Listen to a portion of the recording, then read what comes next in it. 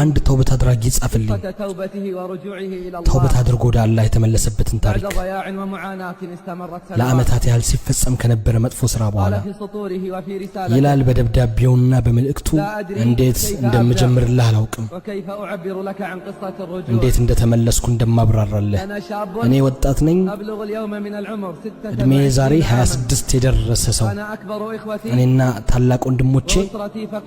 ቤተሰቦቼ እጅግ ድሆች ነን ጓደኞቼ ደግሞ የማይሰግዱ ናቸው የማይጾሙ ናቸው ሕይወታችን እውነት ለመናገር ማምሸት መጠጣትና ማጨስ ነው 7 ዓመታትን በዚህ ሁኔታ አሳልፈናል በዚህ ጥፋት እስክንሰለች ድረስ ታዲያ ጀመር ሌላ የጥፋት መንገድን ፍለጋ ደግሞ ጀመርን የዝንጋታን አዲስ ጉዞ አንዳችን አመላከተን ወደ ካፊሮች ሀገር እንድንሳፈር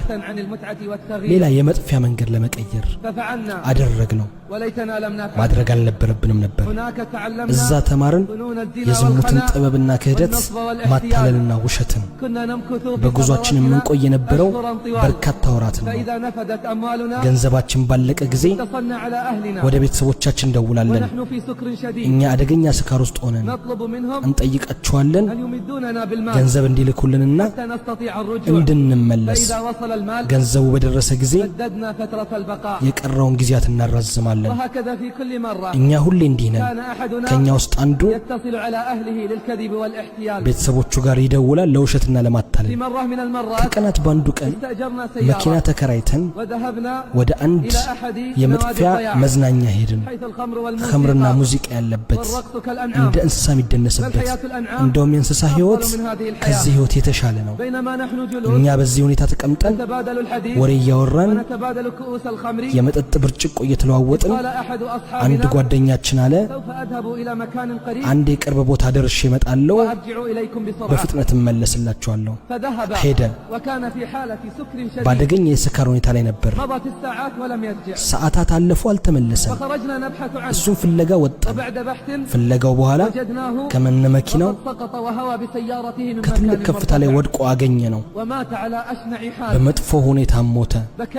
አለቀስን አዘንን በሞቱ ወደ ቤታችን ተመለስን ሐዘን የተጨነብን ሆነን ወራትም አልፈጀንም ወደ ነበርንበት ለመመለስ ያ አላህ ልባችን ምን ያህል ይደረቀ ነበር አልነበርኩም ገንዘብ ማገኝ ሰው የወር ገቢ የሌለኝ ነኝ እንደውም ማታላምታታ ነበር ቤተሰቦቼ በዚህ የተነሳ ትልቅ የገንዘብ ዕዳ ተሸክመዋል እንደውም ተበድሬ የጉዟችን ወጪ ሸፍን ነበር ለነሱም ስል ከነሱም ሸከም ነበር እነሱ ከኔ በለጠ ገንዘብ እያላቸው ከኔ በለጠ ሁኔታ ነው አጠረጥር ነበር እኔ ከሰጪነቴና ለጓደኛዬ መስዋዕትነት ዕዳ የተደራረበብኝ ሁኔታ የከፋ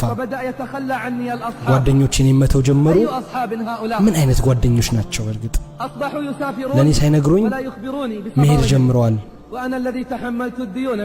እኔ በእነሱ ሰበብ ዕዳ ተሸክሜ ሳበቃ ይሄን የተገለጸልኝ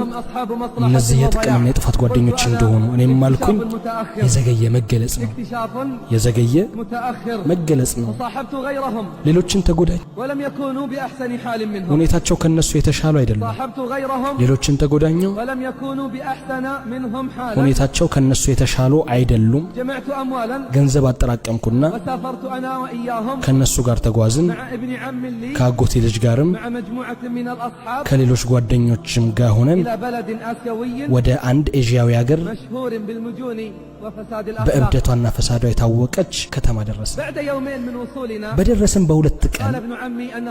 ያጎቴ ልጅ እንደሚመለስ ነገረኝ ለምን እንደሚመለስ ጠይቀው አለኝ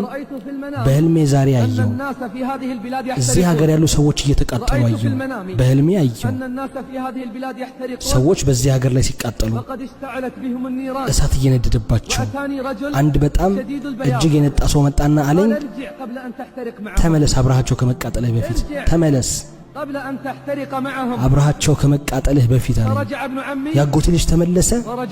እኔም አብሬው ተመለስኩ በቤቴ ውስጥ ተመለስኩ ያለ ገንዘብ ያለ ጓደኛ አላህ የሚያውቀው ሐዘን ጭንቀትና ሐሳብ ውስጤን አገኘው ከቀናት ባንዱ ቀን የመሸጋገሪያ ጊዜ ደረሰ ከቀናት ባንዱ ቀን እናቴ መጣች እያለቀሰች አናገረችኝም ለምንድነው ማትሰግደው አለች ለምንድነው ወደ አላህ ማትመለሰው ካሴትም ሰጠችኝ እንዳዳምጠው ማስማለችኝ ከዛም ትታኝ ሄደች ከዛ ካሴቱ መስማት ጀመርኩ ተሰማኝ እኔ ስለኔ የሚነገር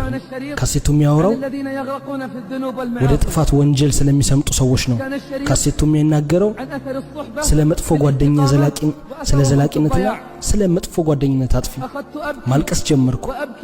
ማልቀስ ስለ ተውባና ወደ ራስ ስለመመለስ አሰብኩ ይላል ባለ ደብዳቤው ያ ሼኽ ግን ታውቃለህ የካሴቱ ባለቤት ማን እንደሆነ ታውቃለህ ግን ያ ሼኽ የካሴቱ ባለቤት ማን እንደሆነ እሱ አንተ ነህ እኔ በጣም ወድሃለሁ